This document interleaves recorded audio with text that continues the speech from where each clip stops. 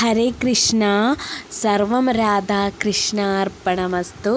ഭഗവാൻ ശ്രീകൃഷ്ണൻ്റെ അവതാര കഥകളാണല്ലോ പറഞ്ഞുകൊണ്ടിരിക്കുന്നത്. ഇന്ന് നരനാരായണ അവതാരത്തെക്കുറിച്ച് പറയാമെന്ന് വിചാരിക്കുകയാണ്. ഹരേ കൃഷ്ണ. ബ്രഹ്മപുത്രനായ സ്വയംഭുവ മനുവിന് ശതരൂപാദേവിയിൽ പ്രിയംവ്രതൻ, ഉത്താനപാദൻ എന്നിങ്ങനെ 2 പുത്രന്മാരും പ്രസൂതി, ദേവഹൂതി, ആഹൂതി എന്നിങ്ങനെ 3 പുത്രിമാരും ഉണ്ടായിരുന്നു.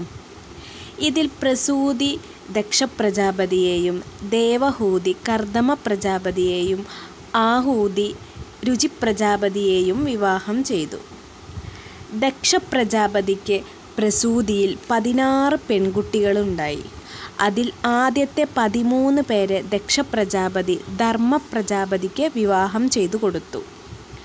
ആ ധർമ്മപ്രജാപതിക്ക് തൻ്റെ മൂർത്തി എന്ന ഭാര്യയിൽ നരൻ, നാരായണൻ, ഹരി, കൃഷ്ണൻ എന്നീ 4 പുത്രന്മാർ ജനിച്ചു. അതിൽ നരനും നാരായണൻ എന്നിവർ മഹാവിഷ്ണുവിൻ്റെ അംശമായിരുന്നു. സർവരാലും സ്തുതിക്കപ്പെട്ടവരായി അവർ ബദരി ആശ്രമത്തിൽ പോയി തപസ്സനുഷ്ഠിച്ചു. ഒരു കാലത്ത് സഹസ്രകവചൻ എന്നൊരു അസുരനുണ്ടായിരുന്നു. അവൻ്റെ ഓരോ കവചവും ഛേദിക്കണമെങ്കിൽ ഓരോ സംവത്സരകാലം തപസ്സും സമരവും ചെയ്യണം. നരനാരായണന്മാരുടെ ഊഴമായി അവർ തപസ്സും സമരവും ചെയ്തു. സഹസ്രകവചൻ്റെ കവചങ്ങൾ ഓരോന്നായി ഛേദിച്ചു തുടങ്ങി. നരൻ തപസ് ചെയ്യുമ്പോൾ നാരായണൻ സമരം ചെയ്യും. പിന്നീട് നരൻ യുദ്ധം ചെയ്യും, നാരായണൻ തപസ് ചെയ്യും. അങ്ങനെ അവർ ഒന്നൊഴികെ അവൻ്റെ എല്ലാ കവചങ്ങളും ഛേദിക്കുമ്പോഴേക്കും ആ കൽപ്പം തന്നെ അവസാനിക്കുകയും അങ്ങനെ ഒരു കവചം മാത്രം ഛേദിക്കാതെ ബാക്കിയാകുകയും ചെയ്തു. ആ അസുരൻ പിന്നത്തെ ജന്മത്തിൽ സൂര്യപുത്രനായ കർണനായി ജനിച്ചു. കർണൻ ജനിക്കുമ്പോൾ തന്നെ കവചകുണ്ടലങ്ങൾ ഉണ്ടായിരുന്നല്ലോ.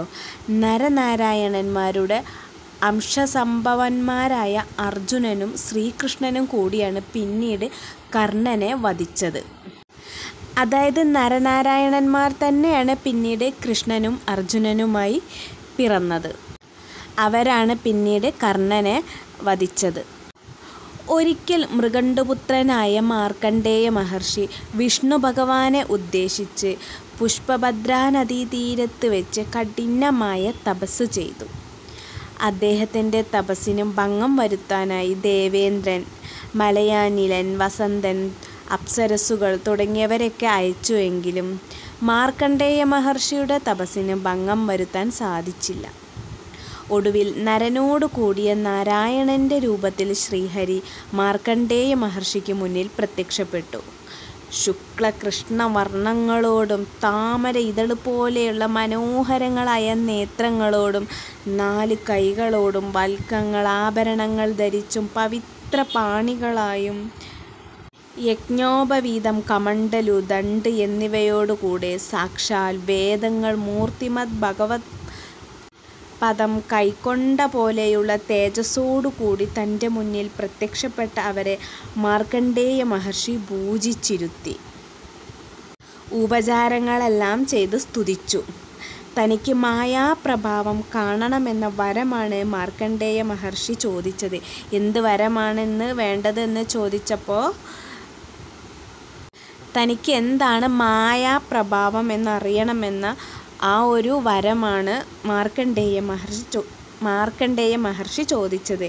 അങ്ങനെ തന്നെ സംഭവിക്കട്ടെ എന്ന് അനുഗ്രഹിച്ച് നരനാരായണന്മാർ അവിടെ നിന്നും അന്തർധാനം ചെയ്തു. നരനാരായണ മഹർഷിമാർ ഇപ്പോഴും ബദരി ആശ്രമത്തിൽ തപസ് ചെയ്യുന്നുണ്ട് എന്ന് വിശ്വസിക്കപ്പെടുന്നു. ഹരേ കൃഷ്ണ.